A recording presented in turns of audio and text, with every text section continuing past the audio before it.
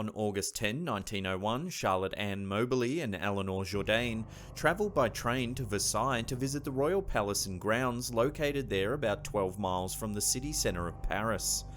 Little did they realise their sightseeing trip would be a trip into the supernatural, a trip they would never forget. Moberly was born in 1846 in Winchester, England, and had become an academician working as principal of St Hugh's College in Oxford. Previously, she had served as her father's secretary, her father serving as the Bishop of Salisbury. Jourdain was 17 years Moberly's junior and worked as Moberly's assistant at St Hugh's until 1915, when Moberly retired and Jourdain took over as principal. Both women were educated and educators, coming from large, strong families, neither one the type to come up with outlandish or hysterical claims.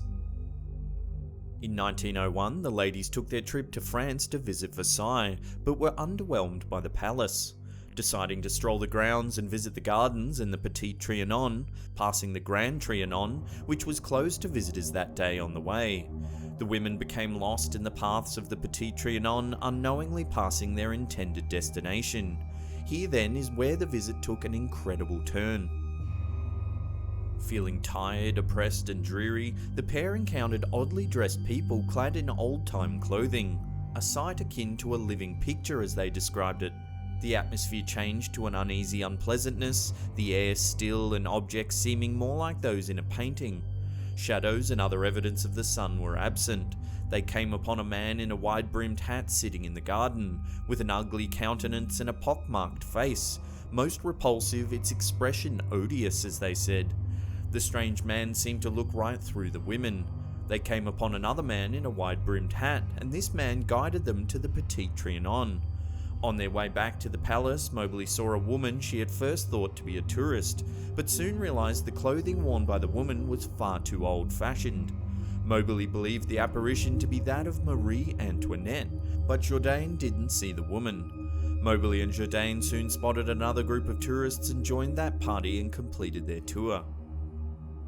The ladies didn't speak of their spooky adventure on the way home and didn't discuss the eerie experience until a week had passed. Moberly tentatively asked Jourdain about their trip, and the two decided to write about their surreal visit to Versailles separately and then compare notes. A little research into the history of Versailles revealed that on August 10, 1792, the palace was under siege, the king's Swiss guards slaughtered. Subsequent visits to Versailles resulted in failure to locate the strange path they had taken on that day in 1901.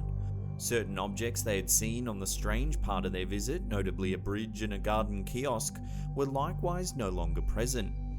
Further research caused the pair to believe that the strange seated man was a friend of Queen Marie Antoinette, the Comte de Vaudreuil.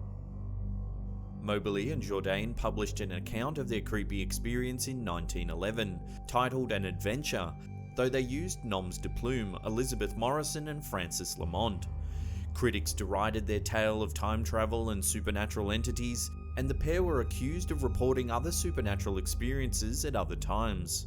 Of course, the public doesn't always agree with critics, and the public was fascinated by the report of Marie Antoinette being spotted in 1901. The true identity of the authors was not revealed until 1931. Moberly retired from St Hugh's in 1915 and Jourdain took over as principal. Jourdain's tenure was marred by high-handed leadership and a scandal in which much of the academic staff quit over Jourdain's harsh leadership. Jourdain died in 1924 amid the scandal, and Moberly lived until 1937. Both women did report supernatural experiences before and after the Versailles event. The Moberly-Jourdain incident is remembered in the 1981 made-for-television movie Mrs. Morrison's Ghosts. A radio adaptation was broadcast by the BBC in 2014 and 2015.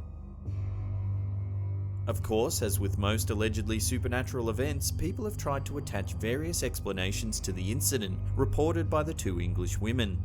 The first and simplest explanation is that they somehow encountered a time slip or time warp or other portal into the dimension of time and space and ended up back in the 18th century and actually did see ghosts of people of that era. Others believe the highly suggestible ladies were merely mistaken and misinterpreted quite normal people and events. Still, others allege fraud. What do you think really happened? Is it possible to accidentally travel through time or take a temporary look into the past? Would the people you encounter in such events be ghosts or just the people as they were at that time? Let us know what you think in the comments section below.